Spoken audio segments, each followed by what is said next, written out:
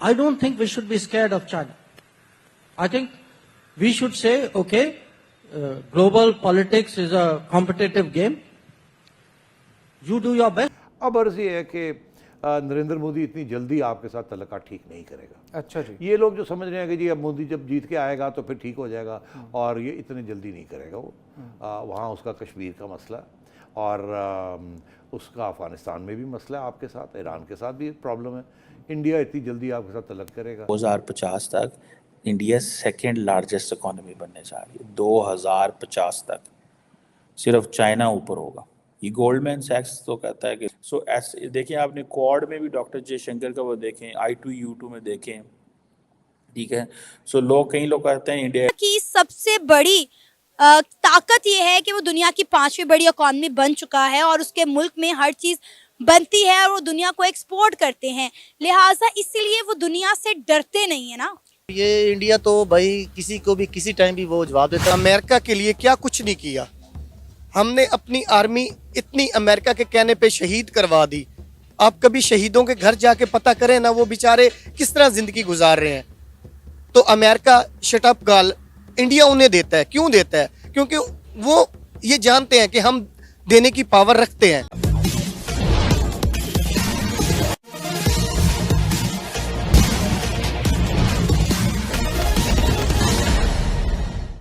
अभी आपने जो देखा कि कैसे चीनी विदेश मंत्री जो मंच पर थे, जयशंकर पर जैसे ही उनकी नज़र पड़ी त्यों ही दौड़े आकर जयशंकर से हाथ मिलाने की कोशिश की। यही है भारत की असली ताकत, भारत का अंतर्राष्ट्रीय रंगमंच पर बढ़ते प्रभाव की कहानी। आइए सुनते हैं। गो के इंडिया की जो बायलैटरल ट्रेड है, वो सऊदी अरब हो, वो UAE, वो अमेरिका, वो चाइना, बहुत अच्छी ट्रेड है, ठीक है। कहाँ $125 billion with China, $200 billion with US, 85-86 billion with UAE, 18 billion with Qatar, 50 billion with Saudi Arabia. So just imagine what kind of ये जो है ना है।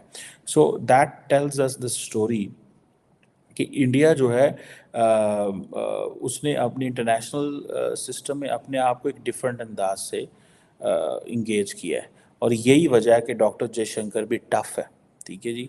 और रशियन इन्वेजन के हवाले से इंडिया डिडंट सपोर्ट कि रशिया को किया जाए। इंडिया ने G20 का इजलास, सारी दुनिया घर आई हुई थी, India didn't late international community के हवाले से, इंडिया ने रशिया के हवाले से कुछ की सबसे बड़ी ताकत ये है कि वो दुनिया की 5वीं बड़ी इकॉनमी बन चुका है और उसके मुल्क में हर चीज बनती है और वो दुनिया को एक्सपोर्ट करते हैं, लिहाजा इसीलिए वो दुनिया से डरते नहीं है ना। एक्चुअली अब अगर आप ओवरऑल देखा जा सके तो आजकल जिस कंट्री में आप जाए उसकी जो है ना IT जो है ना वो बैक बोन्स में इंडियंस बैठे हुए हैं, ठीक है। और अब वो इंडिया एक ऐसा देश बन चुका है, उसका ना जो प्राइम मिनिस्टर है वो इनको ऐसे लीड कर रहा है कि उसकी मईशत जो है ना रात दुगनी और दिन चुगनी हो रही है, ठीक है। तो ऐसे हालात में कंडेम करना, और ऐसे हालात में उसके साथ ना जो बाकी कंट्रीज़ है वो सपोर्टिव कंट्रीज़ है जो उसको बहुत सपोर्ट करती है, ठीक है। और वो जहाँ चाहे जिसको चाहे शटअप कॉल, जैसे कि उनके पास अपनी मईशत है और उनके ना जो है ना मतलब अपनी ज़रूरत खुद पूरी कर रही है। आप देखिए कि अमेरिका खुद इंडिया के अंदर इन्वेस्ट कर रहा है, ठीक है। और इसके अलावा अगर हम देखें तो बहुत सारी ऐसी मल्टीनेशनल कंपनीज, इनके तमाम की CEOs भी इंडियन है। यस, क्योंकि ना जब आपकी मईशत स्ट्रॉन्ग होती है तो आप खुद मुख्तार हो जाते हो। जब तक आप खुद मुख्तार होंगे तो आप किसी को कुछ भी कह सकते हैं, ठीक है। तो इस वे में किसी को शटअप कॉल लेना और उनकी ना एक स्मार्ट स्ट्रेटजी है, वो मुहिब वतन है। कहा जा रहा है कि जैसे चाइनीज़ जो हैं उन्होंने वॉल्फ वॉरियर डिप्लोमेसी शुरू की है। टैक्टिक्स है वॉल्फ वॉरियर, एक टर्म होती है शू लेदर डिप्लोमेसी, बड़ी ट्रेडिशनल डिप्लोमेसी। डॉक्टर जयशंकर है, he is not into this shoe leather diplomacy.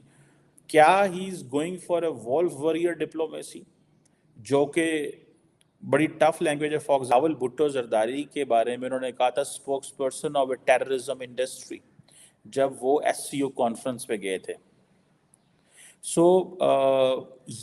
ये चीज़ें, ये जब मई में, पिछले साल मई में SCO की मीटिंग हुई थी, इंडिया होस्ट था, लेकिन ही उन्होंने उन्होंने माफ़ नहीं किया बिलावल को।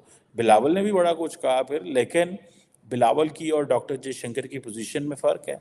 Bilawal was a part time foreign minister साल 1.5 साल के लिए, Jaishankar was a 5 years foreign minister. ठीक है जनाब, तो ये चीज़ें तो हैं, लेकिन क्यों है ऐसा? ये चीज़ें जो हैं ये हमारे सामने हैं। तो इंडिया को अमेरिका ने मना किया कि आपने रशिया से तेल नहीं खरीदना, तब भी डॉक्टर एस जयशंकर ने अमेरिका को बोला कि आप कौन होते हैं हमें बताने वाले, हम वही करेंगे जो हमारे कौम और मुल्क के लिए बेहतर। क्या कहना चाहेंगे, इंडिया की फॉरेन पॉलिसीज कितना आज़ाद है, वो जब चाहे अमेरिका को शट अप कॉल दे देते हैं, उनकी बात नहीं मानते, उनके जो ऑफर्स हैं उनको ऑप्शंस की तरह लेते हैं, और पाकिस्तान अमेरिका के आगे हमेशा भीगी बिल्ली बनकर बैठा रहता है।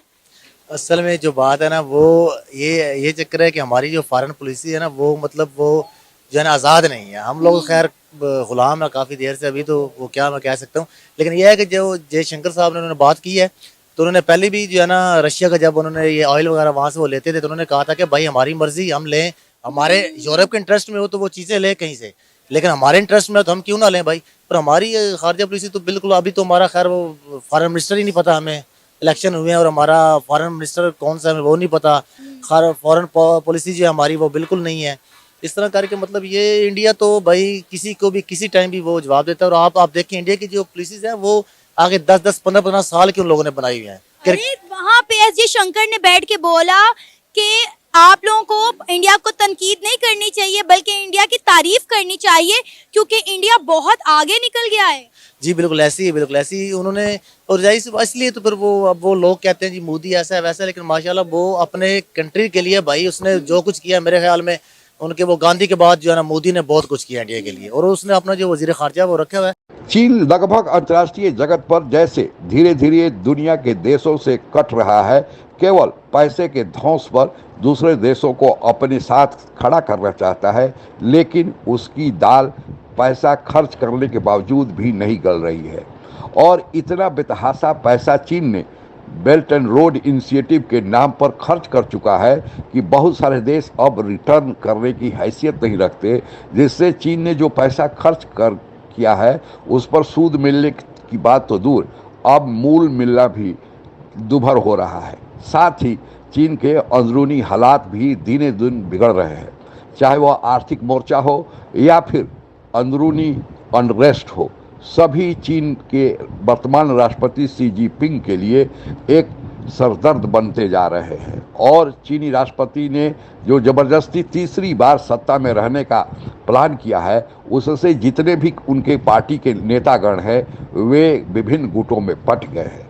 ऐसी हालत में IMF हो या वर्ल्ड बैंक हो, भारत को जब एक उभरती हुई अर्थव्यवस्था की संज्ञा दिया है और कहा गया है कि भारत की यह आर्थिक तेजी पिछले 1 दशक तक चलती रहेगी, लिहाजा वह अब भारत के प्रदर्शन में झलक रहा है। चीन चाहता है कि किसी तरह फेस सेविंग मिले और भारत से संबंध सुधारे जाए, क्योंकि अमेरिका के बाद जो दूसरा बड़ा देश है भारत ही चीन के साथ $125 बिलियन का व्यापार कर रहा है। लेकिन धीरे धीरे भारत अब चीन से भी अपने व्यापारिक संबंधों को कम करने की कोशिश कर रहा है। पहले हम चीन से फिनिश्ड गुड लेते थे, अपने यहाँ मैन्युफैक्चरिंग नहीं करते हैं, लेकिन अब इंटरमीडिएटरी गुड लेते हैं, यानी चीन से सामान लेकर अपने यहाँ सामान मैन्युफैक्चर करते हैं और फिर निर्यात करते हैं या हम कंज्यूम करते हैं। और अंतर्राष्ट्रीय रंगमंच पर ताइवान को लेकर चीन और अमेरिका के बीच कभी भी भिड़ंत हो सकता है। इसके चलते बहुत सारे देशों की कंपनियां चीन से या तो निकल रही हैं या चीन में अगर काम कर रही हैं तो उनको ऑर्डर नहीं मिल रहा है, उनके शेयर में मार्केट में बड़ा गिरावट आ रहा है। इन सबको मिलाकर भारत ही, जो वर्ल्ड बैंक ने कहा कि दुनिया का राइजिंग स्पॉट है, वह देखने को मिला। और चीनी विदेश मंत्री जो भारत से कभी हाथ मिलाने से कतराते थे, आज दौड़कर मन से हाथ मिला रहे हैं। और जयशंकर ने पूरी दुनिया को अब बता भी दिया है कि अब वह दिन गए जब भारत पीछे लाइन में खड़ा रहता था। यह सदी भारत की आने वाली है। हम भारतवासियों का ऐसा ही अगर एकजुट होकर चलते रहे तो दिन दूर नहीं जब हम विश्व गुरु का खिताब फिर पालेंगे। आज के लिए बस इतना ही। जय हिंद। आप अगर हमसे जुड़ा रहना चाहते हैं तो कृपया मेरे चैनल को सब्सक्राइब करें तथा बेल आइकन भी दबा दें ताकि नई वीडियो की जानकारी तुरंत आप तक पहुंच जाए। धन्यवाद। जय हिंद।